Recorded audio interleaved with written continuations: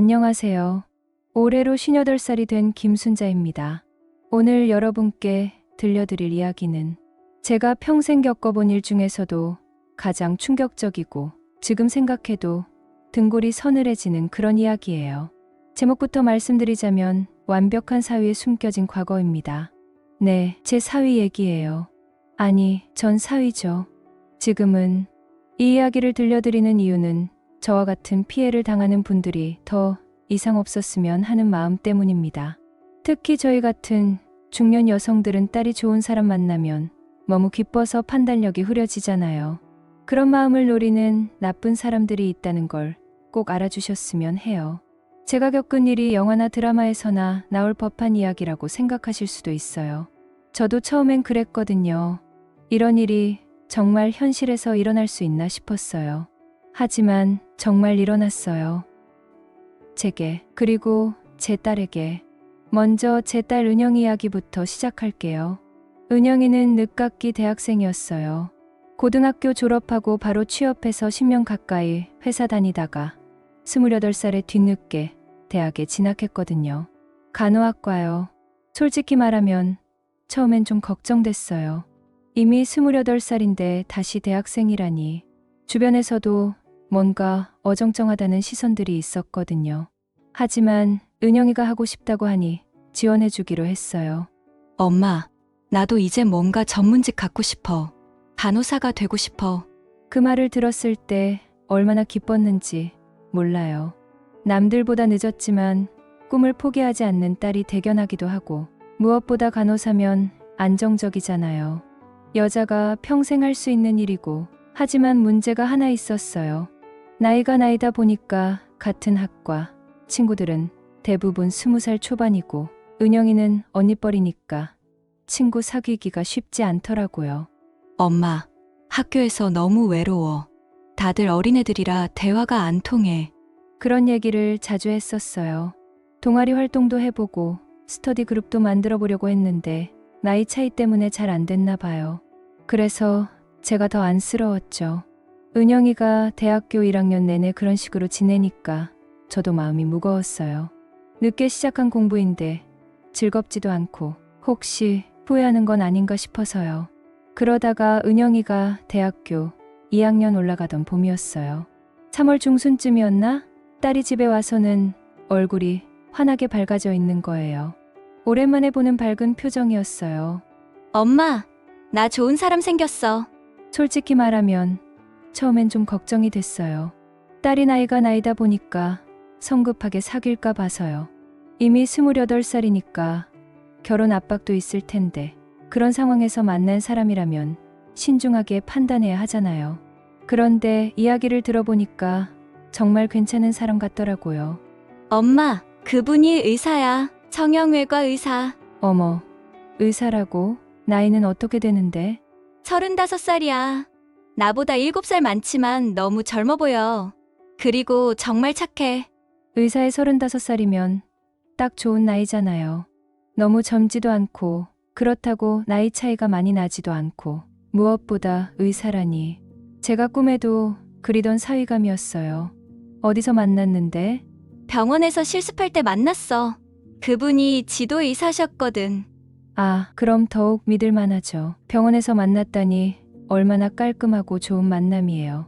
요즘 소개팅이나 만남 어플로 만나는 것들과는 차원이 다르잖아요. 은영이가 그분 얘기를 할 때 표정이 정말 행복해 보였어요.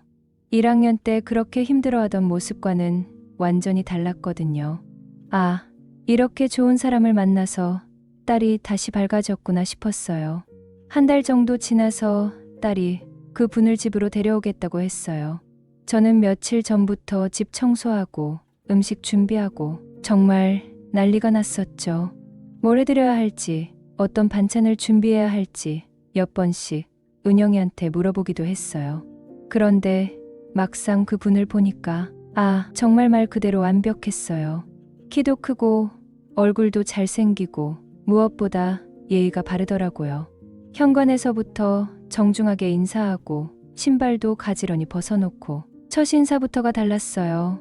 정중하고 교육받은 키가 확실히 나더라고요. 그리고 빈손으로 오지도 않았어요. 한우 세트에 고급 과일, 그리고 제가 무릎이 안 좋다는 얘기를 들었다면서 좋은 건강식품까지 가져와서는 의사인 자기가 보기에도 성분이 괜찮다고 하더라고요. 처음 만나는 사이에 그렇게까지 신경 써주다니 정말 감동이었어요. 식사하면서도 정말 감탄했어요. 젓가락질도 깔끔하게 하고 반찬 하나하나 맛있다고 칭찬해주고, 특히 제가 끓인 미역국을 정말 맛있게 드시면서 집에서 혼자 먹는 밥이랑은 차원이 다르다고 하더라고요. 부모님이 일찍 돌아가셔서 혼자 살고 있다고 했는데 그 말을 할 때 표정이 조금 서글퍼지는 게 보여서 더 안쓰러웠어요. 아, 그래서 더 은영이한테 잘해주는구나 싶었죠. 그 이후로 박진수 씨는 정말 자주 집에 왔어요. 일주일에 한 번은 꼭 오면서 올 때마다 항상 뭔가 들고 와서 챙겨주고, 어느 날은 비싼 홍삼을 들고 와서는 환절기라 감기 조심하라며 면역력에 좋다고 하더라고요. 저한테는 제가 건강한 게 제일 중요하다면서 정말 진심으로 걱정해주는 것 같았어요. 은영이가 얼마나 저를 사랑하는지 안다면서, 그래서 저도 소중하다고 하더라고요. 그리고 제가 허리가 아프다고 했을 때는 직접 병원을 추천해주기도 했어요. 자기가 아는 정형외과 선생님이 계시다면서 미리 말씀드려 놓겠다고 하더라고요. 실제로 그 병원에 가니까 의사 선생님이 박진수 선생님이 소개해 주신 분이라면서 정말 꼼꼼하게 봐주더라고요. 그때 확실히 느꼈어요. 아, 이 사람이 정말 의사구나. 가끔 의료진들끼리만 아는 전문 용어를 쓸 때도 있었거든요. 제가 아는 간단한 의학 상식을 얘기하면 더 자세하게 설명해 주기도 하고, 정말 의사가 맞다는 확신이 들었어요. 무엇보다 은영이를 대하는 모습이 정말 좋았어요. 항상 존중해주고 소중하게 대하고, 제가 보기에도 진짜 사랑하는 것 같았거든요.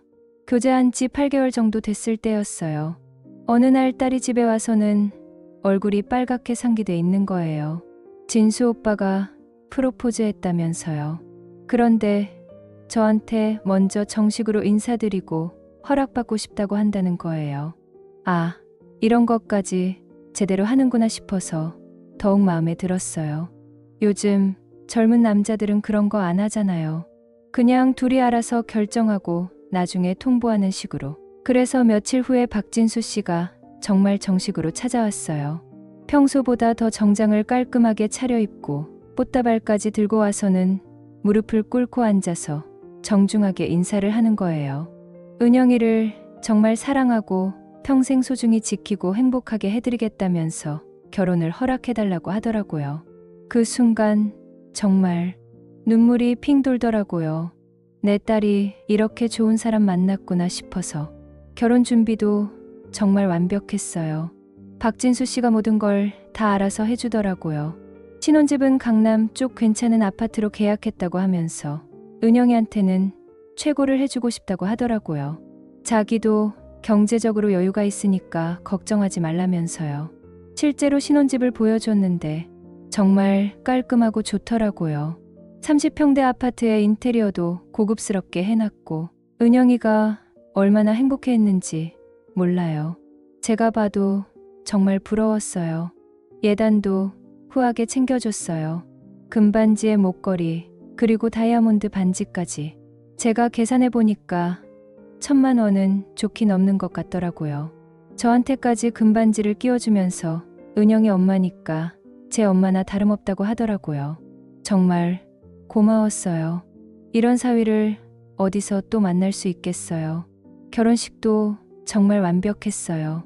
강남에 있는 유명한 웨딩홀에서 했는데 하객들도 많이 왔고, 박진수 씨 동료 의사들도 많이 와줬어요. 주변 사람들이 신랑 친구들이 다 의사라면서 대단하다고 하니까 제가 얼마나 어깨가 으쓱해졌는지 몰라요. 내 사위가 의사라니 꿈만 같았어요. 박진수 씨는 결혼식 내내 은영이를 정말 소중하게 대하더라고요. 사진 찍을 때도 항상 은영이를 먼저 챙기고, 하객들한테 인사할 때도 자랑스럽게 소개하고, 신혼여행도 유럽으로 2주간 다녀왔어요. 사진을 보니까 정말 행복해 보이더라고요. 파리의 에펠탑 앞에서 찍은 사진, 이탈리아 베니스에서 곤돌라를 타고 찍은 사진, 정말 영화 같았어요. 신혼여행에서 돌아온 지 한 달 정도 지났을 때였어요. 은영이가 임신 소식을 알려왔어요. 엄마, 나 임신했어. 정말 기뻤어요. 늦게 결혼한 딸이 바로 임신까지 하다니 모든 게 순조롭게 흘러가는 것 같았어요. 박진수 씨도 정말 좋아하면서 은영이를 더욱 소중하게 대하더라고요. 그런데 그때부터 조금씩 이상한 일들이 생기기 시작했어요. 박진수 씨가 갑자기 병원을 그만두고 개업할 예정이라고 하더라고요. 개업이라니 좋은 일이라고 생각했는데 아직 정확히 정해지지 않았다면서 좀 더 알아봐야 할 것 같다고 하더라고요. 그러더니 집에서 계속 놀고 있는 거예요. 의사가 일을 안 하고 집에만 있으니까 좀 이상하다 싶었죠. 은영아, 진수가 요즘 왜 계속 집에 있어? 병원은 언제 그만둔 거야? 그게 개업 준비 때문에 좀 일찍 나왔대. 딸도 뭔가 애매하게 대답하는 게 이상했어요. 보통 개업 준비를 한다고 해도 완전히 일을 그만두지는 않잖아요.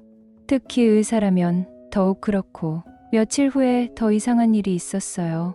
은영이가 입덧이 심해져서 제가 가끔 집에 반찬을 해다 주곤 했는데 어느 날 가보니까 집에 이상한 상자들이 많이 쌓여 있더라고요. 은영아, 이거 뭐야? 그게 진수 오빠가 개업 준비한다고 주문한 거래. 상자에 적힌 글씨를 보니까 의료용품 같은 것들이었어요. 그런데 뭔가 이상했어요. 정식 의료기기 회사가 아니라 개인 판매업체 같은 데서 온 것 같더라고요. 진수야, 이거 어디서 주문한 거야? 그게 개업하면 필요한 것들이라서요. 대답도 좀 어물쩍거리는 것 같고 뭔가 석연치 않았어요. 정식 병원에서 쓰는 의료기기라면 제대로 된 업체에서 주문해야 하는 거 아닌가요? 그러던 어느 날이었어요. 제가 감기가 심해져서 동네 내과에 갔는데 거기서 우연히 박진수 씨 얘기를 하게 됐어요. 선생님, 저희 사위가 의사거든요. 성형외과 의사인데 박진수라고. 그런데 그 의사 선생님이 고개를 갸웃하시더라고요. 박진수, 성형외과요? 제가 아는 성형외과 의사 중에는 그런 분이 없는데요. 그럴 리가요. 강남에서 일하셨거든요. 강남 성형외과는 거의 다 아는데 혹시 다른 병원일까요? 그때는 그냥 선생님이 모르시는 분일 수도 있다고 넘어갔는데 마음 한편으로는 뭔가 찜찜한 기분이 들었어요. 의사들끼리는 서로 아는 사이가 많다고 들었는데 특히 같은 지역에서 일하는 의사들은 더욱 그렇다고 하잖아요. 그런데 모른다니. 그 일이 있고 나서 다른 것들도 이상하게 보이기 시작했어요. 박진수 씨가 집에서 누군가와 전화통화를 하는 걸 들었는데 뭔가 수상했어요. 목소리가 좀 커서 자연스럽게 들리게 됐는데 야, 그거 언제 갖다 줄 수 있어? 손님들이 기다리고 있다고. 아니, 면허는 신경 쓰지 마. 내가 알아서 할게. 면허? 의사가 왜 면허를 신경 쓰지 말라고 하지? 그리고 손님이라는 표현도 이상했어요. 의사라면 환자라고 해야 하는 거 아닌가요? 그때 박진수 씨가 제가 듣고 있는 걸 눈치채고는 급하게 전화를 끊었어요. 그러고는 당황한 표정으로 그냥 개업 관련해서라고 둘러댔는데 뭔가 석연치 않았어요. 그래서 저는 몰래 박진수 씨에 대해 더 자세히 알아보기 시작했어요. 일단 은영이한테 의사 면허증을 볼 수 있는지 물어봤어요. 동네 사람들한테 보여주고 싶다면서 자랑하고 싶다고 했죠. 며칠 후에 박진수 씨가 면허증을 가져왔어요. 그런데 뭔가 이상했어요. 일단 종이가 좀 이상하더라고요. 제가 다른 의사 면허증을 본 적이 있는데 그것보다 질이 떨어져 보였어요. 그리고 글씨체도 좀 다른 것 같고 더 이상한 건 발급일자였어요. 박진수 씨 나이로 계산해보면 의대를 졸업하고 바로 면허를 받았다고 해도 시기가 안 맞았어요. 그래서 인터넷으로 의사 면허번호로 진위를 확인할 수 있는 사이트를 찾아봤어요. 박진수 씨 면허증에 적힌 번호를 입력해봤는데 해당 면허번호로 등록된 의사가 없습니다. 심장이 쿵 떨어지는 것 같았어요. 혹시 제가 잘못 입력했나 싶어서 몇 번 더 해봤는데 결과는 같았어요. 그때부터 저는 본격적으로 박진수 씨에 대해 알아보기 시작했어요. 먼저 박진수 씨가 일했다고 했던 병원에 전화해봤어요. 안녕하세요. 혹시 거기 박진수라는 의사 선생님 계신가요? 박진수요? 저희 병원에는 그런 분 안 계시는데요. 성형외과 의사인데요. 성형외과에도 그런 분 없어요. 혹시 다른 병원 아닐까요? 이상했어요. 그럼 박진수 씨가 거짓말을 한 건가? 의사협회 홈페이지에서도 검색해봤는데 역시 나오지 않았어요. 박진수라는 이름의 성형외과 의사는 존재하지 않았어요. 그러던 중에 정말 결정적인 단서를 발견했어요. 박진수 씨가 예전에 추천해줬던 병원, 그 병원 의사 선생님께 직접 물어보기로 했어요. 선생님, 혹시 저를 소개해주신 박진수 선생님과는 어떤 사이세요? 그런데 그 의사 선생님 표정이 갑자기 이상해지더라고요. 박진수요? 그분 말씀이시군요. 네, 그런데 왜 그런 표정을? 사실은 그 의사 선생님이 들려준 이야기는 정말 충격적이었어요. 박진수 씨는 의사가 아닙니다. 몇 년 전에 의료사고로 의사 면허가 취소됐어요. 그 이후로 가끔 환자들을 소개해달라고 부탁하곤 했는데 설마 아직도 의사인 척하고 있을 줄은 몰랐네요. 세상이 무너지는 것 같았어요. 그럼 지금은 뭘 하고 있는 건가요? 글쎄요. 정확히는 모르겠지만 들리는 얘기로는 불법으로 시술을 하고 있다고. 불법 시술, 무면허 의료행위? 병원에서 나와서 바로 은영이 집으로 달려갔어요. 임신 중인 딸이 그런 사람과 함께 살고 있다는 게 너무 무서웠거든요. 다행히 박진수 씨가 없을 때였어요. 저는 딸에게 모든 걸 말해야겠다고 생각했어요. 은영아, 앉아봐. 엄마가 중요한 얘기를 할게. 그리고 제가 알아낸 모든 것들을 차근차근 설명했어요. 의사 면허번호 조회 결과, 병원 전화 확인, 그리고 의사 선생님께 들은 이야기까지. 딸의 얼굴이 점점 새하얘지는 게 보였어요. 그럼 진수 오빠가 거짓말을 한 거야? 그런 것 같아. 그리고 지금도 불법으로 뭔가를 하고 있는 것 같아. 아니야. 그럴 리 없어. 엄마가 잘못 알아본 거야. 딸은 믿고 싶지 않아 했어요. 당연하죠. 자기가 사랑하는 사람이, 결혼까지 한 사람이 그런 사기꾼이라니 받아들이기 어려웠을 거예요. 은영이는 며칠 동안 제 말을 믿지 않으려고 했어요. 분명 오해가 있을 거라고, 다른 박진수일 수도 있다고 어떻게든 변명을 찾으려고 했죠.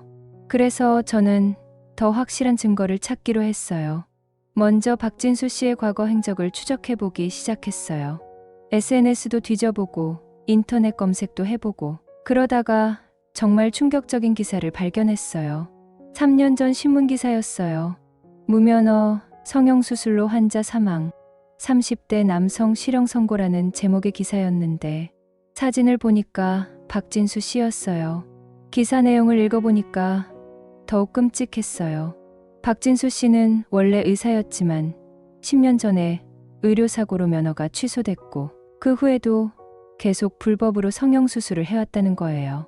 그러다가 3년 전에 한 여성 환자가 수술 도중 사망하는 사고가 일어났고 그로 인해 업무상과 실치사로 3년간 복역했다는 내용이었어요. 그럼 박진수 씨가 감옥에서 나온 지 얼마 안 됐다는 얘기잖아요. 그리고 우리 은영이를 만난 것도 이제야 모든 게 이해가 됐어요. 왜 박진수 씨가 병원을 그만뒀다고 했는지, 왜 집에 이상한 의료용품들이 쌓여 있었는지, 왜 전화할 때 면허는 신경 쓰지 마라고 했는지. 박진수 씨는 우리 집을 불법 시술소로 만들 계획이었던 거예요.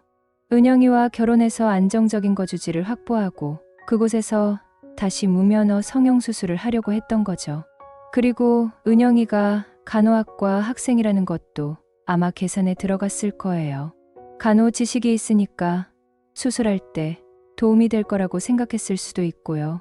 제가 이 모든 자료를 가지고 은영이에게 다시 갔을 때 딸은 더 이상 부정할 수 없었어요.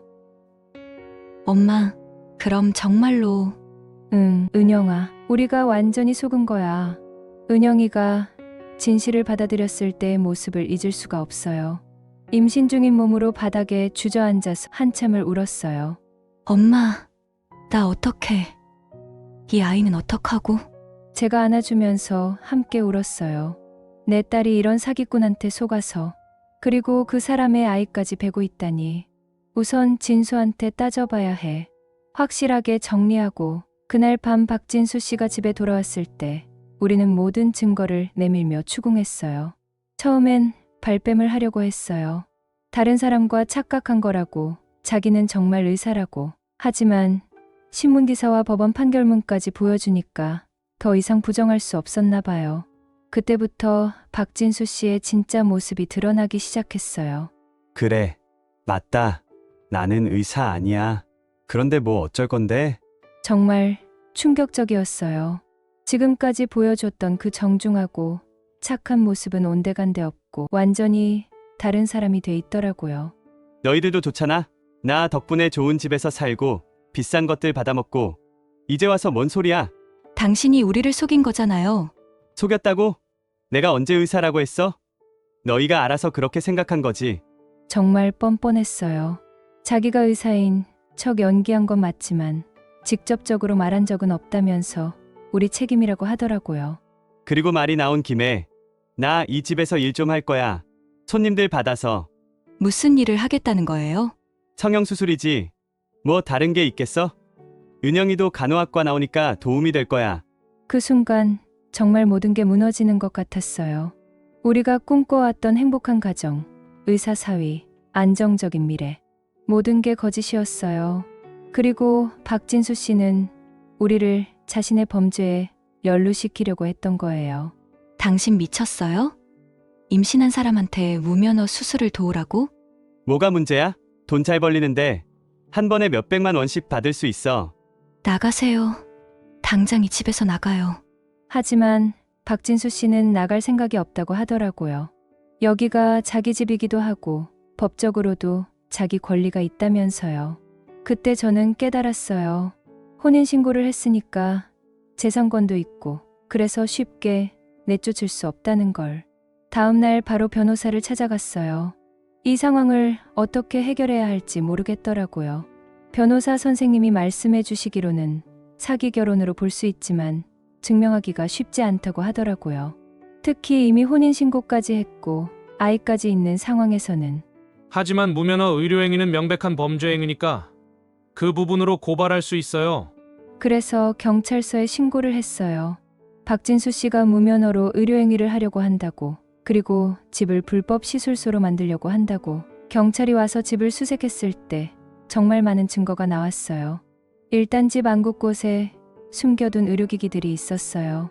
수술용 메스, 마취제, 그리고 각종 성형수술 도구들.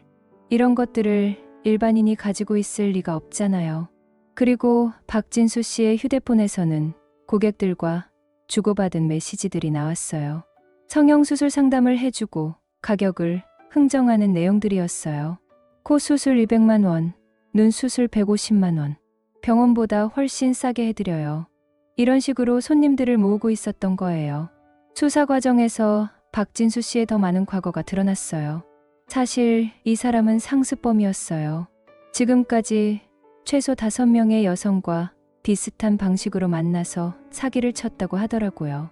의사인 척하거나 사업가인 척하거나 변호사인 척하거나 그 중에서도 특히 간호사나 의료진을 노렸다고 해요. 의료 지식이 있어서 자신의 불법 의료행위에 도움이 될 수 있다고 생각했던 거죠. 그리고 매번 결혼까지 하고 임신까지 시킨 다음에 자신의 범죄에 연루시키려고 했던 거예요. 임신한 여성은 경찰 수사에도 적극적으로 협조하기 어렵고 아이 때문에라도 쉽게 신고하지 못할 거라고 계산한 거죠. 수사가 진행되면서 박진수 씨의 다른 피해자들도 나타나기 시작했어요. 한 분은 박진수 씨가 변호사라고 속여서 결혼했는데 나중에 보니까 무자격으로 법무사 일을 하고 있었다고 하더라고요. 그 과정에서 고객들의 돈을 가로채기도 했고요. 또 다른 분은 박진수 씨가 성공한 사업가라고 속여서 만났는데 실제로는 다단계 사기를 하고 있었다고 하더라고요. 이 사람들의 증언을 들으면서 정말 소름이 돋았어요. 박진수 씨는 정말 치밀하게 계획을 세워서 사람들을 속이는 전문가였던 거예요. 이 모든 상황에서 가장 힘든 사람은 역시 은영이었어요. 임신 7개월인 상황에서 남편이 사기꾼이라는 사실을 알게 됐고 이혼 절차를 밟아야 하고 혼자서 아이를 키워야 하는 상황이 된 거예요. 엄마, 이 아이는 어떻게? 이런 아빠를 둔 아이가. 정말 마음이 아팠어요. 하지만 은영이는 생각보다 강했어요. 그래도 이 아이는 내 아이야. 내가 잘 키울 거야. 그리고 대학교도 계속 다니기로 했어요. 간호사 자격증을 따서 혼자서도 아이를 키울 수 있는 경제적 능력을 갖추겠다고 하더라고요. 박진수 씨의 재판이 시작됐을 때 저와 은영이도 증인으로 출석해야 했어요. 법정에서 박진수 씨를 다시 봤는데 정말 이상했어요. 지금까지 우리가 알던 그 사람과는 완전히 다른 모습이었거든요. 변호사와 상의하면서 능청스럽게 웃기도 하고 우리를 보면서도 전혀 미안해하는 기색이 없더라고요. 판사님이 물어봤어요. 피고인은 피해자들에게 사과할 말이 있습니까? 그런데 박진수 씨가 뭐라고 했는지 아세요? 저는 그들에게 좋은 추억을 만들어줬다고 생각합니다. 제가 없었다면 그들은 이런 경험도 못 해봤을 거예요. 정말 어이가 없었어요. 끝까지 자기가 잘못했다는 생각이 전혀 없더라고요. 결국 박진수 씨는 사기죄, 무면허 의료행위, 혼인빙자 사기 등으로 징역 5년을 선고받았어요. 하지만 그것만으로는 우리가 입은 피해가 다 회복되지 않았어요. 일단 신혼집 보증금은 다 날아갔고 결혼식 비용, 신혼여행 비용 이런 것들은 돌려받을 수 없었거든요. 무엇보다 은영이가 받은 정신적 충격은 돈으로 계산할 수 없는 거였어요. 하지만 우리는 포기하지 않았어요. 은영이는 임신 중에도 학업을 계속했고 출산 후에도 열심히 공부해서 간호사 국가고시에 합격했어요. 정말 대견했어요. 아이도 건강하게 태어났어요. 딸이었는데 정말 예쁘게 생겼더라고요. 아빠를 닮지 않아서 다행이라고 생각했어요. 은영이는 이 아이한테는 절대로 아빠 얘기를 하지 않을 거야 라고 했어요. 그 사람의 존재 자체를 지워버리고 싶다고 하더라고요. 은영이가 간호사가 되고 2년쯤 지났을 때 정말 좋은 사람을 만났어요. 같은 병원에서 일하는 의사 선생님이었는데 은영이의 상황을 다 알면서도 진심으로 좋아해 주더라고요. 처음에는 제가 걱정했어요. 또 속는 거 아닌가 해서요. 그래서 그 분에 대해서 정말 꼼꼼하게 알아봤어요. 의사 면허증도 확인하고 병원에도 전화해보고 주변 사람들한테도 물어보고 다행히 정말 좋은 분이었어요. 그리고 은영이의 딸도 자기 딸처럼 예뻐해 주시더라고요. 은영이가 재혼할 때는 정말 조심스러웠어요. 이번에는 절대로 실수하면 안 된다는 생각에 모든 걸 다 확인하고 또 확인했어요. 하지만 정말 좋은 분이었어요. 은영이를 진심으로 사랑하고 아이도 친딸처럼 키워주시고 결혼식도 조촐하게 했어요. 첫 번째 결혼식이 그렇게 화려했는데 다 거짓이었으니까 이번에는 진짜 사랑하는 사람들만 모여서 조용하게 했어요. 그런데 그게 훨씬 따뜻하고 진실했어요. 이제 은영이는 정말 행복하게 살고 있어요. 새 남편분도 정말 좋은 분이고 아이도 건강하게 자라고 있고 가끔 은영이가 그래요. 엄마, 그때 그 일이 없었다면 지금의 행복도 없었을 거야. 정말 그런 것 같아요. 그 끔찍한 일을 겪고 나서야 진짜 좋은 사람이 누군지 알게 됐고 진짜 사랑이 뭔지 깨닫게 됐으니까요. 박진수 씨의 다른 피해자들과도 가끔 연락을 하게 됐어요. 다들 비슷한 상처를 받았지만 각자의 방식으로 극복해 나가고 있더라고요. 한 분은 상담사 자격증을 따서 같은 피해를 당한 사람들을 돕는 일을 하고 계시고 또 다른 분은 사기 예방 강의를 다니시기도 해요. 우리가 당한 일이 헛되지 않게 하려면 다른 사람들이 같은 피해를 당하지 않도록 알려야 한다는 생각에서예요. 박진수 씨가 5년형을 받았다고 했는데 실제로는 모범수로 3년 만에 출소했어요. 그리고 출소하자마자 바로 은영이한테 연락을 했다고 하더라고요. 은영이가 그때 저한테 전화했을 때 목소리가 떨리고 있었어요.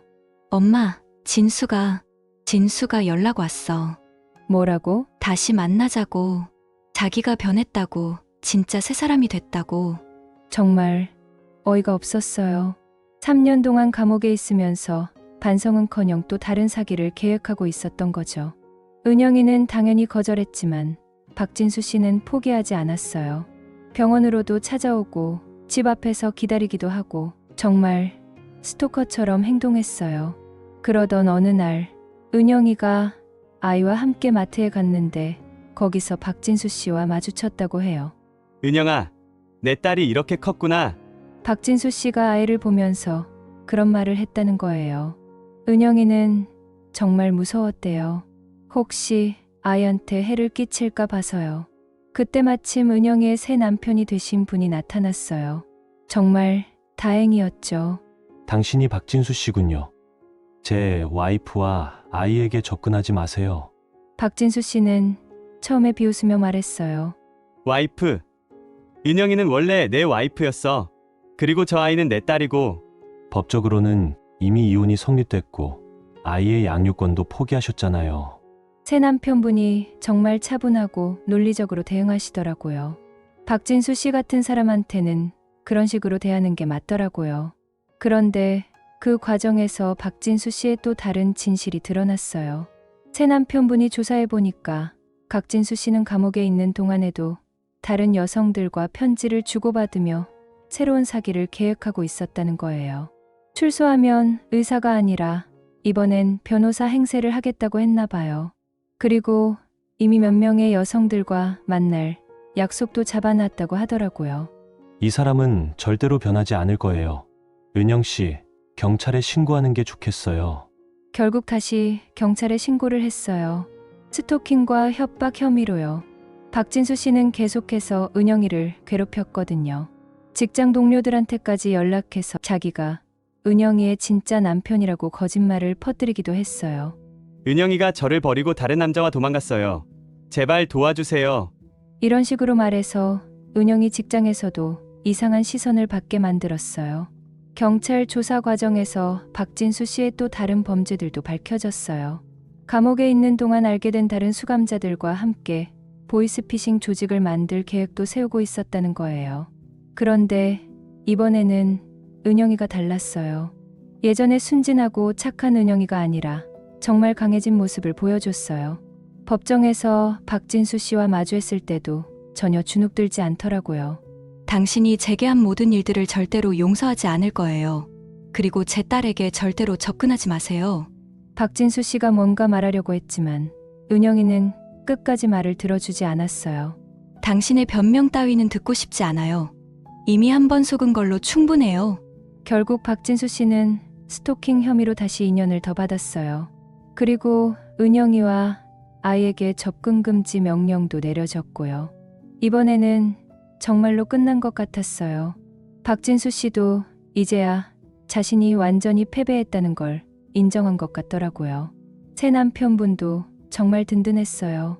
모든 과정에서 은영이를 지켜주시고 법적인 문제들도 다 도와주시고 정말 고마웠어요. 이제 은영이 가족은 정말 평범하고 조용한 일상을 살아가고 있어요. 아이도 이제 5살이 됐는데 정말 밝고 건강하게 자라고 있어요. 새 아빠를 진짜 아빠인 줄 알고 있고 그 분도 친딸처럼 예뻐해 주시고 있어요. 은영이는 가끔 그래요. 엄마, 이렇게 평범한 일상이 이렇게 소중한 줄 몰랐어. 정말 그래요. 드라마 같은 일들이 일어나지 않는 평범한 하루하루가 얼마나 소중한지 이제야 알게 됐어요. 아침에 일어나서 가족과 함께 밥 먹고 일하러 가고 저녁에 함께 모여서 하루 있었던 일 얘기하고 이런 게 진짜 행복이더라고요. 박진수 씨의 딸인 그 아이는 정말 예쁘게 자라고 있어요. 다행히도 아빠를 전혀 닮지 않았어요. 은영이를 쏙 빼닮았죠. 아이는 아직 자신의 출생에 대한 진실을 모르고 있어요. 그리고 저희는 당분간은 알려줄 계획이 없어요. 아이가 충분히 성숙해졌을 때 스스로 감당할 수 있을 때까지는요. 새 아빠가 되신 분이 정말 좋은 분이에요. 아이가 아빠라고 부를 때마다 정말 행복해 하시더라고요. 그리고 아이도 그분을 진짜 아빠처럼 따르고 있어요. 이 모든 일을 겪으면서 저도 많이 변했어요. 예전에는 너무 순진했던 것 같아요. 사람을 너무 쉽게 믿고 겉모습만 보고 판단하고 그래서 이런 일을 당한 거죠. 이제는 조금 더 신중해졌어요. 물론 사람을 의심의 눈으로만 보는 건 아니지만 그래도 중요한 일에는 꼼꼼하게 확인하는 습관이 생겼어요. 그리고 은영이에게도 그렇게 가르치고 있어요. 새 남편분을 만날 때도 처음에는 정말 많은 걸 확인했거든요. 미안하지만 한 번 당한 일이 있으니까 조심할 수밖에 없었어요. 지금 저희 가족은 정말 행복해요. 은영이도 간호사로서 인정받고 있고 새 남편분도 정말 좋은 분이고 아이도 건강하게 자라고 있고 가끔 친구들이 물어봐요. 그래도 그때 일이 트라우마로 남아있지 않아? 솔직히 말하면 완전히 지워진 건 아니에요. 가끔씩 생각날 때가 있거든요. 특히 은영이가 새로운 사람들을 만날 때나 중요한 결정을 할 때는 그때 일이 떠오르기도 해요. 하지만 그 경험이 오히려 우리를 더 강하게 만든 것 같아요. 진짜 좋은 사람이 누군지, 진짜 사랑이 뭔지 알게 됐으니까요. 이제는 그 일을 후회하지 않아요. 물론 당시에는 정말 힘들었지만 그 일이 없었다면 지금의 행복도 없었을 거니까요. 작년에 정말 우픈 일이 있었어요. 박진수 씨가 감옥에서 은영이한테 편지를 보냈대요. 내용은 미안하다, 용서해달라는 뻔한 내용이었는데 마지막에 이런 말이 적혀 있었다고 해요. 은영아, 나 출소하면 진짜 의사가 될 거야. 의대 편입 준비하고 있어. 정말 끝까지 의사에 대한 집착을 버리지 못하더라고요. 40살이 넘은 나이에 의대 편입이라니 정말 현실 감각이 없는 사람이에요. 은영이는 그 편지를 보고 웃기만 하더라고요. 엄마, 이 사람은 정말 끝까지 꿈을 포기하지 않네. 긴 이야기를 들어주셔서 정말 고맙습니다. 저희 이야기가 누군가에게는 교훈이 되고 또 누군가에게는 위로가 됐으면 좋겠어요. 세상에는 정말 나쁜 사람들도 있지만 좋은 사람들이 더 많다는 걸 믿어요. 은영이도 결국엔 정말 좋은 사람을 만났으니까요. 여러분도 모두 진짜 좋은 사람들과 진짜 행복한 삶을 사시길 바라요. 감사합니다. 안녕하세요, 여러분. 오늘은 제가 겪은 이야기를 들려드리려고 해요. 한 달 전에 있었던 일인데 지금 생각해도 정말 어떻게 이런 일이 있을 수 있나 싶은 일들의 연속이었거든요. 저는 올해 42살이고요. 지금은 작은 회사지만 제 사업을 하고 있어요. 직원이 50명 정도 되는 디지털 마케팅 회사를 운영하고 있습니다. 남편과 중학생 딸 하나, 그럭저럭 평범하게 살고 있죠. 큰 부자는 아니지만 경제적으로 여유 있게 지내고 있고 무엇보다 가족이 건강해서 행복합니다. 그런데 한 달 전에 고등학교 동창회 연락이 왔어요. 졸업한 지 20년이 지났으니까 20주년 동창회를 한다고요. 솔직히 처음엔 안 가려고 했어요. 그냥 옛날 생각하기 싫었거든요. 고등학교 시절이 제게는 그리 좋은 기억만 있는 건 아니거든요. 근데 이상하게 그날따라 20년 전 일들이 자꾸 생각나더라고요. 그때는 정말 힘들었거든요. 지금은 웃으면서 얘기할 수 있지만 그때는 정말 견디기 힘들 정도로 힘들었어요. 20년 전으로 돌아가 보면 저희 집은 정말 가난했어요. 아버지가 작은 사업을 하시다가 크게 망하셨거든요. 그때 제가 고등학교 1학년이었는데 하루아침에 우리 집이 경매로 넘어가고 전세방으로 이사를 가야 했어요. 아버지는 그 충격으로 알코올 의존증까지 생기셔서 거의 집에 계시지 못했고요. 어머니는 그때부터 새벽 5시에 나가서 밤 10시에 들어오는 생활을 하셨죠. 아파트 단지 청소부터 시작해서 식당에서 설거지하고 빌딩 청소하고 정말 닥치는 대로 일을 하셨어요. 그래도 벌이가 넉넉하지 않아서 우리 모자는 늘 쪼들리며 살았죠. 학교에서는 정말 말하기도 싫지만 제가 얼마나 초라했는지 모르겠어요. 다른 애들은 다 브랜드 옷 입고 다니는데 저는 동대문에서 산 1,000원짜리 티셔츠에 10,000원짜리 청바지, 그것도 어머니가 야근 수당 받은 날에야 살 수 있는 거였거든요. 운동화도 1년에 한 켤레 사면 그걸로 끝이었어요. 바닥이 다 닳아서 비 오는 날이면 발이 젖는 걸 참고 다녔죠. 특히 민지라는 애가 있었어요. 얘가 저희 반에서 제일 인기 많은 애였는데 아버지가 큰 건설회사 임원이시고 어머니는 전업주부시고 정말 부러웠어요. 매일 다른 옷 입고 와서 가방도 한 달에 한 번씩은 바꿔가지고 오고 구두도 교복에 맞춰서 여러 켤레를 번갈아 신고 다녔어요. 저는 그때 검은색 가죽 가방 하나로 3년을 버텼거든요. 그 가방도 중학교 졸업할 때 어머니가 한 달 동안 용돈을 모아서 사주신 거였어요. 가방 끈이 헤어져도 바꿀 수 없어서 안전핀으로 고정해서 썼고 구석이 조금 찢어져도 그냥 썼어요. 민지는 제가 맨날 같은 가방 메고 다니는 걸 보고는 친구들 앞에서 노골적으로 비웃었어요. 그때 저는 뭐라고 대답해야 할지 몰라서 그냥 웃기만 했어요. 울고 싶었지만 그럴 수도 없었죠. 그리고 수연이라는 애도 있었어요. 얘는 민지 다음으로 집이 잘 사는 애였는데 민지보다 더 독했어요. 뒤에서 제가 없는 자리에서 온갖 험담을 다 하고 다녔어요. 특히 어머니가 청소 일을 하신다는 걸 알게 된 후로는 더 심해졌죠. 그 소문이 퍼져서 반 아이들이 저를 보는 시선이 달라졌어요. 동정, 어린 시선으로 보거나 아니면 아예 무시하거나 정말 죽고 싶었어요. 어머니가 그렇게 힘들게 일하시는데 그걸 가지고 흉보는 애들을 보면 집에 와서 혼자 이불 뒤집어 쓰고 울었어요. 어머니한테는 절대 말씀드릴 수 없었거든요. 그래도 저 때문에 속상해 하실까 봐서요. 도시락도 문제였어요. 다른 애들은 예쁜 도시락통에 색깔 맞춘 반찬들을 가져오는데 저는 그냥 밥에 김치, 계란 후라이 하나면 그게 전부였어요.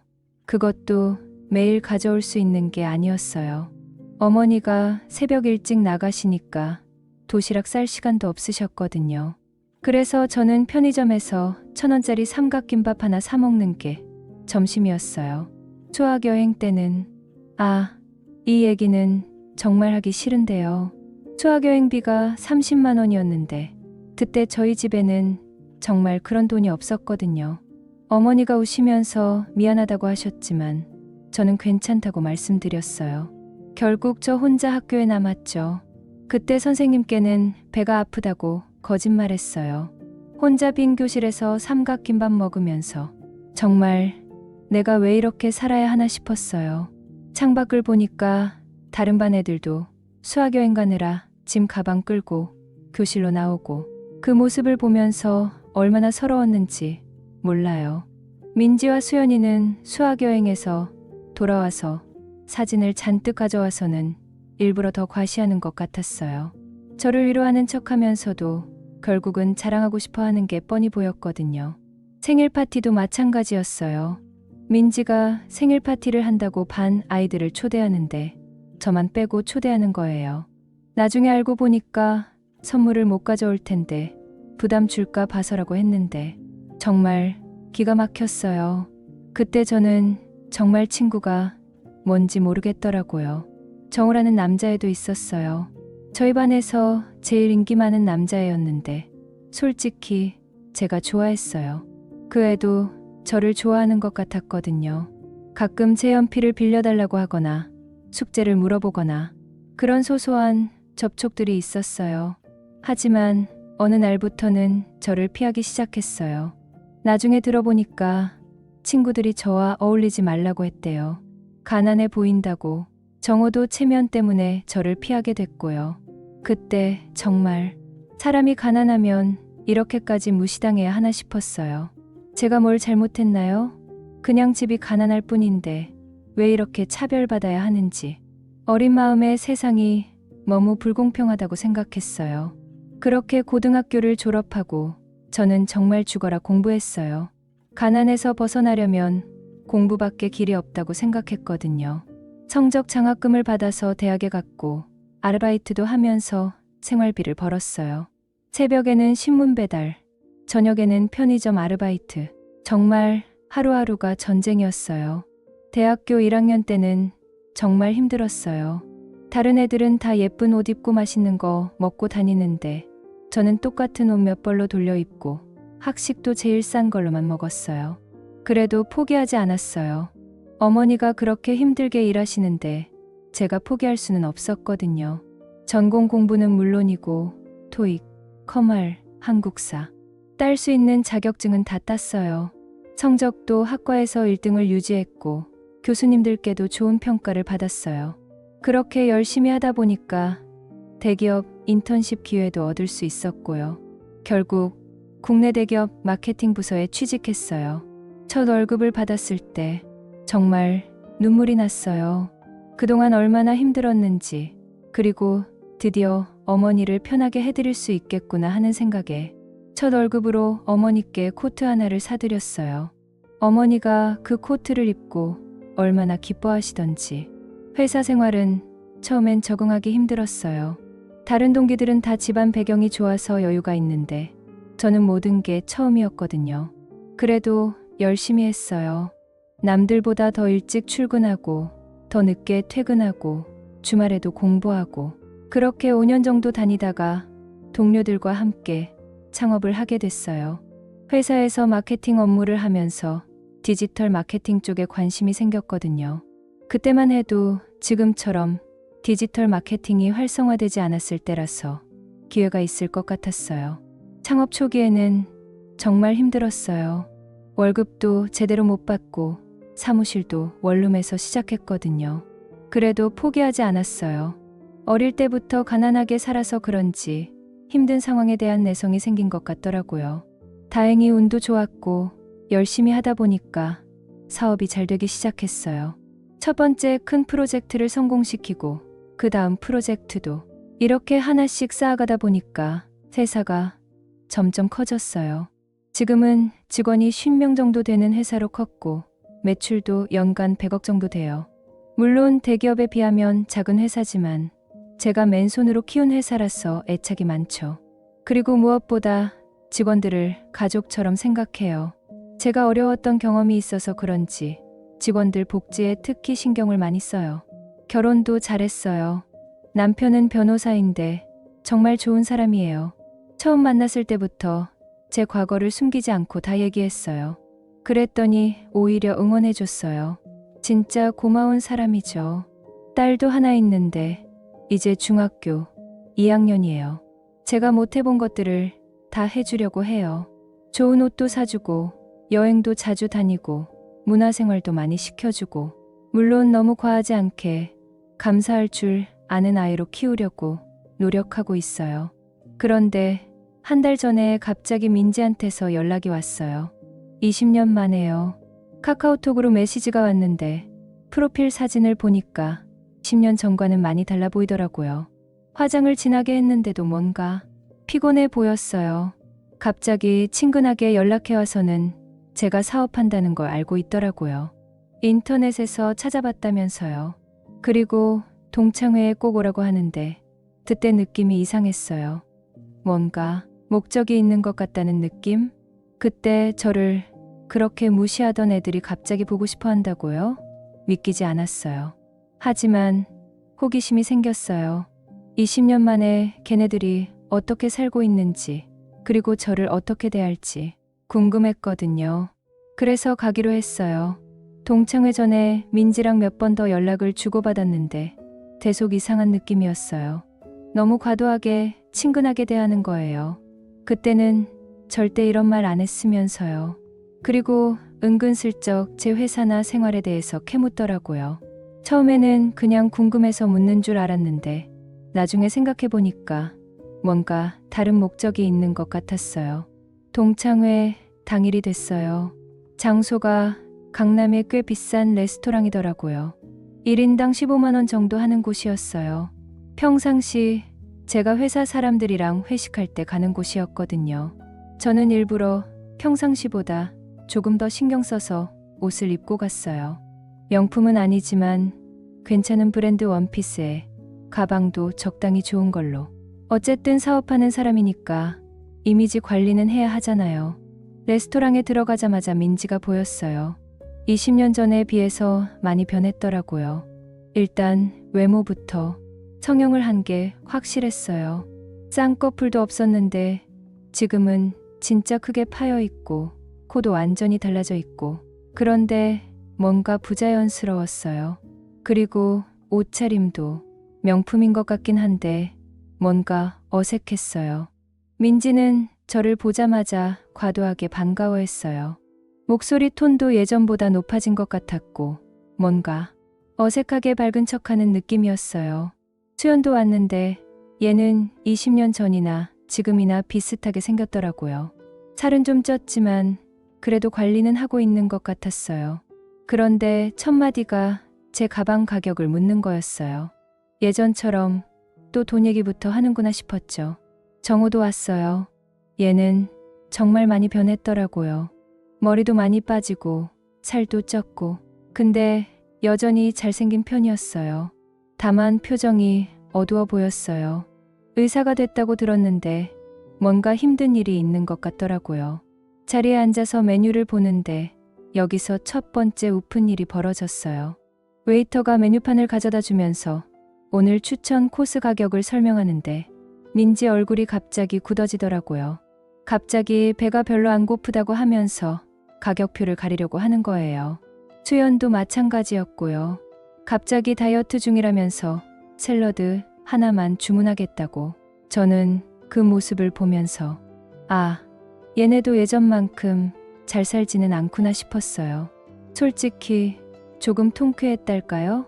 그때 저를 가난하다고 무시하던 애들이. 그래서 제가 오늘 다 쏘겠다고 했죠. 그러자 갑자기 민지 얼굴이 확 밝아지더라고요. 수연도 마찬가지였고 방금 전까지 배 안 고프다고 하던 애들이 갑자기 최고급 코스를 주문하겠다는 거예요. 그런데 더 가관인 건 민지가 웨이터한테 포장도 되냐고 묻는 거예요. 집에 가서 내일 아침에 먹으려고. 정말 뻔뻔하더라고요. 남이 쏘는 밥을 포장까지 해가겠다니. 음식을 기다리는 동안 다들 근황 얘기를 하고 있었어요. 민지가 자꾸 자기 남편 자랑을 하더라고요. 사업을 시작했는데 정말 잘 될 것 같다고, 투자도 많이 받았다고. 그런데 뭔가 애매하게 대답하더라고요. 그런데 그때 민지 핸드폰이 울렸어요. 민지가 화장실 간다고 자리를 뜨면서 핸드폰을 테이블에 놓고 간 거예요. 그런데 계속 진동이 울리는 거예요. 정호가 받아줄까 해서 스피커폰으로 받았는데 상대방 목소리가 들리는 거예요. 민지 남편이었는데 마트 아르바이트 끝났냐고, 오늘 계란 특가라고 해서 30개들이 샀다고, 라면도 떨이 상품으로 20개 샀다고. 우리 모두 조용해졌어요. 민지 남편이 마트에서 아르바이트를 한다고요? 그렇게 자랑하던 사업은 뭐고. 전화가 끊어지고 민지가 돌아왔을 때 정호가 난처한 표정으로 남편한테서 전화 왔었다고 했어요. 민지 얼굴이 새파랗게 질렸어요. 그러더니 갑자기 웃으면서 남편이 마트 체인점 사업을 해서 현장 파악차 직접 아르바이트를 해보는 거라고 변명하더라고요. 우리 모두 그런가 보다 하면서 넘어갔지만 다들 믿지 않는다는 게 표정에 드러나더라고요. 저는 그때 정말 민지가 불쌍했어요. 그때 저를 가난하다고 무시하던 애가 지금은 이런 거짓말까지 하면서 체면을 유지하려고 하다니. 음식을 먹던 중에 수연이 갑자기 가방에서 고등학교 졸업 앨범을 꺼냈어요. 20년 전 우리의 어린 모습들이 나오더라고요. 다들 옛날 사진을 보면서 웃고 있었는데 제 사진을 보니까 진짜 초라했어요. 다른 애들은 다 예쁜 옷 입고 찍었는데 저만 후줄근한 교복 입고. 근데 더 웃긴 건 민지가 자기 옛날 사진을 보더니 지금이랑 너무 달라 보인다고 하는 거예요. 당연하죠. 성형을 했으니까요. 그런데 성형 안 했다고 하면서 그냥 화장법이 달라진 거라고. 또 거짓말이에요. 그때 누군가 단체 사진을 찍자고 제안했어요. 그런데 사진 찍는데 정말 웃겼어요. 다들 각도 잡느라고 난리도 아니었거든요. 민지는 이쪽 각도가 좋다면서 계속 위치를 바꾸고, 수연은 조명이 너무 어둡다면서 자리를 옮기고, 정호는 머리 빠진 부분을 가리려고 손으로 계속 머리를 만지고, 결국 사진 한 장 찍는데 10분이 걸렸어요. 그런데 찍힌 사진을 보니까 진짜 세월의 무게를 느꼈어요. 우리 모두 나이를 먹었구나 싶더라고요. 2차로 근처 카페로 갔어요. 좀 더 편하게 얘기하자고 해서요. 카페에서 커피를 마시면서 더 자세한 근황 얘기를 하게 됐어요. 민지가 먼저 입을 열었어요. 사실 저한테 부탁할 게 있어서 연락한 거라고. 아, 역시 뭔가 있구나 싶었어요. 남편 사업에 자금이 필요하다면서 혹시 투자 같은 거 할 수 있냐고 묻더라고요. 저는 솔직히 어이가 없었어요. 20년 동안 연락도 안 하던 애가 만나자마자 돈 얘기를 하다니. 그래서 우리 회사는 투자 업무는 안 한다고, 그리고 너무 갑작스럽지 않냐고 했죠. 민지 얼굴이 굳어지더라고요. 그러면서 우리 친구 아니냐고, 제가 지금 얼마나 잘 사는데 친구 하나 도와주지도 못하냐고. 이때 정말 화가 났어요. 친구? 언제 우리가 친구였나요? 그래서 직설적으로 물어봤어요. 우리가 언제 친구였냐고. 고등학교 때 저한테 어떻게 했는지 기억 안 나냐고. 수학여행 갈 때 저 혼자 못 가서 학교에 남았을 때 뭐라고 했는지. 민지가 당황하면서 그때는 어렸다고, 지금은 다르다고 하더라고요. 수연이 끼어들면서 너무 차갑게 굴지 말라고, 민지도 사정이 있을 거라고 하는데, 아, 이 애도 똑같구나 싶었어요. 그래서 수연한테도 말했죠. 그때 우리 엄마가 청소일 하신다고 뒤에서 흉본 거 다 안다고. 수연 얼굴이 빨갛게 달아올랐어요. 그런 게 언제인데 아직도 그러느냐고. 언제긴요. 저한테는 평생 잊을 수 없는 일이었거든요. 그때 정우가 말했어요. 자기도 잘못했다고. 그때 저를 좋아했지만 친구들이 뭐라고 할까봐 피했다고. 적어도 정우는 솔직하게 사과하더라고요. 그런데 정우도 부탁이 있다고 하는 거예요. 의료사고 건으로 소송 중인데 좋은 변호사를 소개해달라고. 적어도 돈을 달라는 건 아니라서 조금 나았어요. 그런데 그때 수연이 갑자기 화장실 간다고 자리를 비웠어요.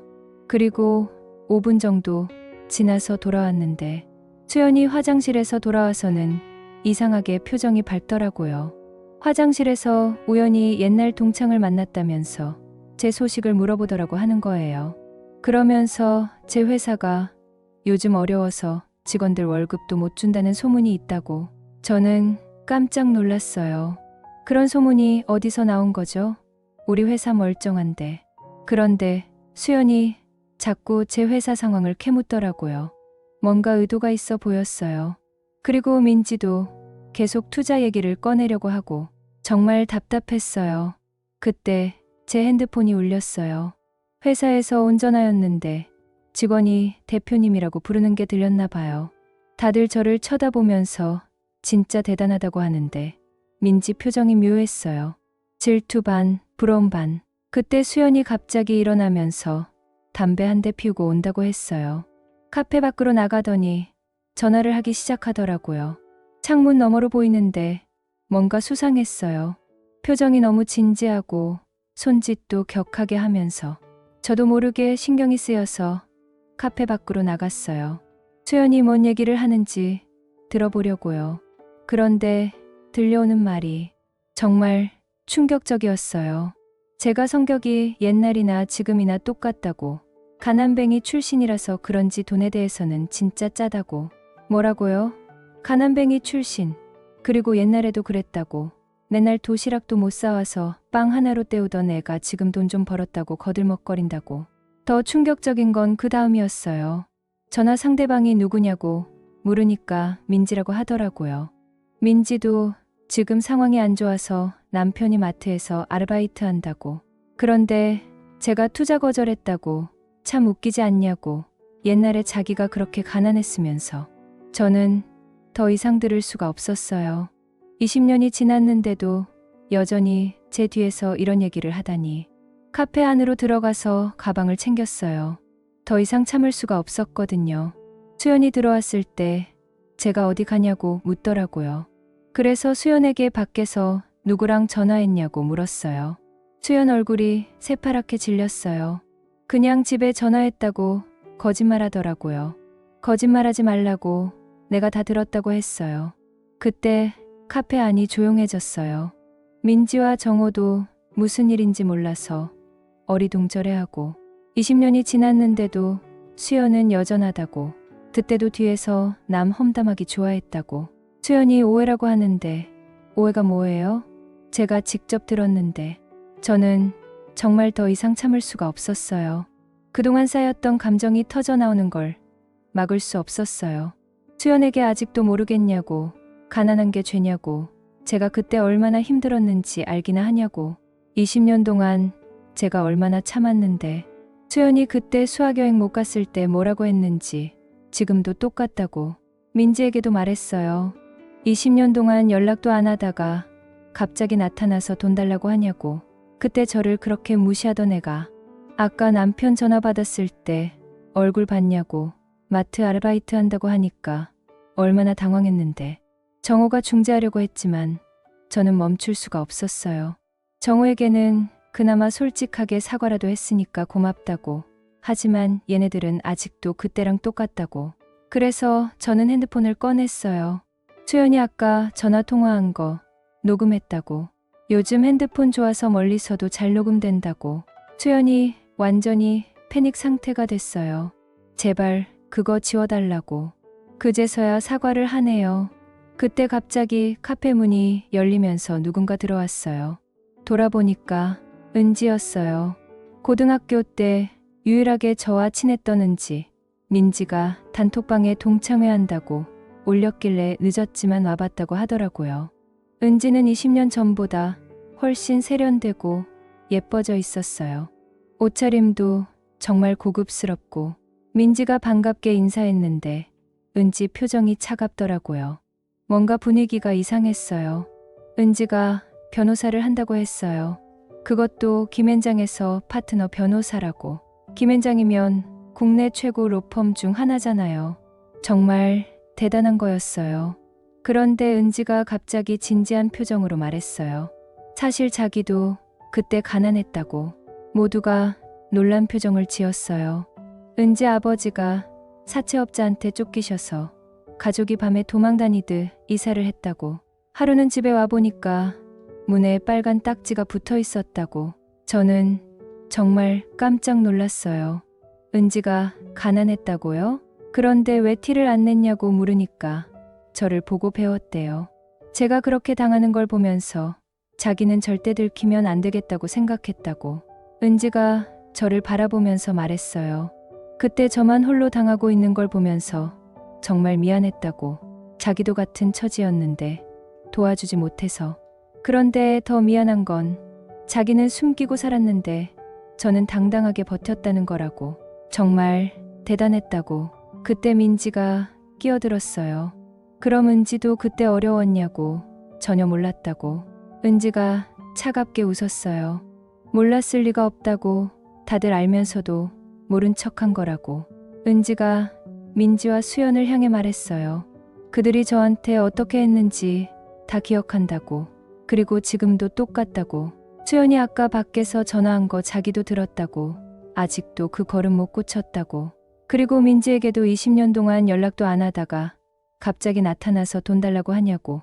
그때 저를 그렇게 무시하면서. 정말 뻔뻔하다고. 은지가 가방에서 뭔가를 꺼냈어요.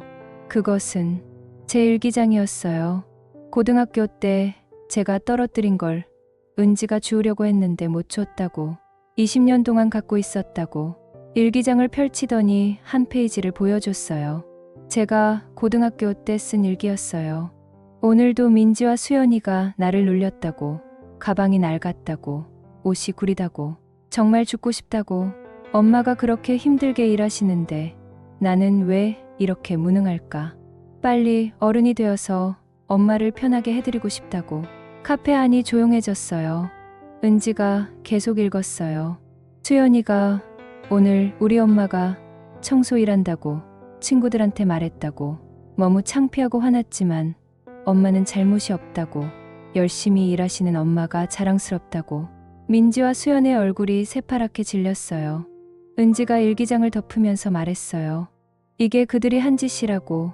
한 아이를 이렇게 만든 거라고. 그런데 지금은 어떠냐고. 제가 성공하니까 갑자기 친구 행세하면서 돈 달라고 하냐고. 정말 뻔뻔하다고. 그때 저는 결심했어요. 더 이상 참지 않기로요. 하지만 복수가 아닌 제 방식으로 마무리하기로. 가방에서 수표책을 꺼냈어요. 민지에게 투자받고 싶다고 했냐고. 수표에 100만 원을 적어서 건넸어요. 단 조건이 있다고. 이 자리에서 모든 사람 앞에서 사과하라고 고등학교 때 저한테 어떻게 했는지, 그리고 오늘 어떤 마음으로 저를 만났는지 솔직하게 말하라고. 민지가 당황했지만 결국 사과했어요.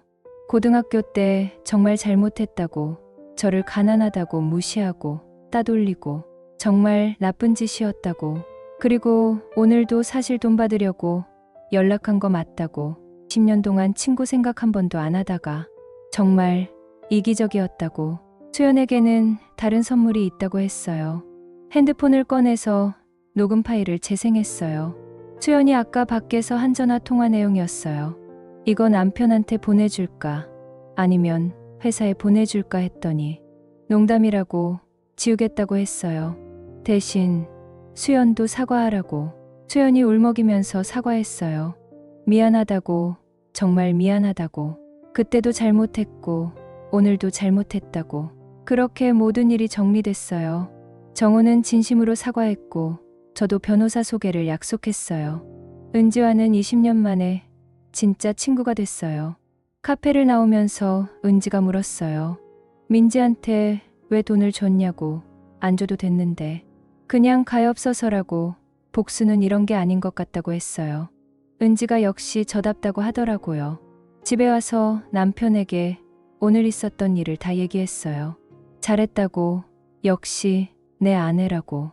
100만 원이 아깝다고 하니까 그 정도 가지고 뭐라고, 좋은 일 한 거라고 하더라고요. 딸도 제 얘기를 듣더니 엄마 멋있다고 하더라고요. 그로부터 한 달이 지났어요. 민지한테서 문자가 왔어요. 고맙다고, 그 돈으로 남편이랑 작은 카페 창업했다고, 잘 되고 있다고, 정말 고맙다고. 수연한테서도 연락이 왔어요. 정말 미안했다고, 성격 좀 고쳐보려고 상담받고 있다고. 정우는 제가 소개해준 변호사 덕분에 소송이 잘 해결됐다고 연락했어요. 은지와는 정말 좋은 친구가 됐어요. 일주일에 한 번씩은 만나서 수다 떨고 있어요. 그때 못한 얘기들, 서로의 아픔들, 이제서야 진짜 친구가 된 것 같아요. 이번 일로 제가 깨달은 게 있어요. 가난은 부끄러운 게 아니에요. 가난한 사람을 무시하는 마음이 진짜 가난한 거죠. 그리고 진짜 친구는 힘들 때 옆에 있어주는 사람이에요. 잘 될 때만 나타나는 건 친구가 아니라고요. 복수보다는 용서가, 미움보다는 사랑이 더 큰 힘을 가지고 있다는 것도 배웠어요. 제가 민지와 수연에게 화를 내고 복수를 했다면 저도 그들과 똑같은 사람이 됐을 거예요. 하지만 용서하고 도와주니까 그들도 변할 수 있는 기회를 얻었죠. 어려운 시절을 겪으신 분들께 말씀드리고 싶어요. 지금은 힘들어도 포기하지 마세요. 언젠가는 다 좋아질 거예요. 그리고 그 경험이 나중에 더 강한 사람으로 만들어줄 거예요. 그리고 누군가를 무시하고 계신 분들께도 말씀드리고 싶어요. 다시 한번 생각해 보세요. 그 사람도 누군가에게는 소중한 사람이에요. 지금의 모습이 그 사람의 전부가 아닐 수도 있어요. 20년이라는 세월이 흘렀지만 사람의 본성은 쉽게 바뀌지 않는다는 걸 깨달았어요. 하지만 동시에 진심 어린 반성과 노력이 있다면 사람은 언제든 변할 수 있다는 것도 알았어요. 저는 앞으로도 제가 받은 상처를 다른 사람에게 주지 않으려고 노력할 거예요. 그리고 제 회사 직원들, 특히 어려운 환경에서 온 친구들에게는 더 많은 기회를 주려고 해요. 제가 받지 못했던 따뜻한 관심과 격려를 그들에게 주고 싶거든요. 가끔 딸이 학교에서 힘든 일이 있다고 하면 제 경험을 들려줘요. 그때는 정말 힘들었지만 그 경험이 지금의 저를 만들었다고, 어려움을 이겨내면 더 강해질 수 있다고. 지금도 어딘가에서 저와 같은 상황에 있는 아이들이 있을 거예요. 그 아이들에게 말해주고 싶어요. 지금은 힘들어도 절대 포기하지 말라고. 언젠가는 반드시 좋은 날이 올 거라고. 그리고 저처럼 성공한 후에 옛날 일들을 털어놓을 수 있는 용기를 가지라고. 숨기지 말고 당당하게 살라고. 과거의 상처가 미래의 힘이 될 수 있다고. 오늘 제 이야기 들어주셔서 고맙습니다. 모두들 건강하시고 좋은 사람들과만 만나세요. 그리고 혹시 지금 힘든 시간을 보내고 계시는 분들이 있다면 조금만 더 힘내세요. 분명히 좋은 날이 올 거예요.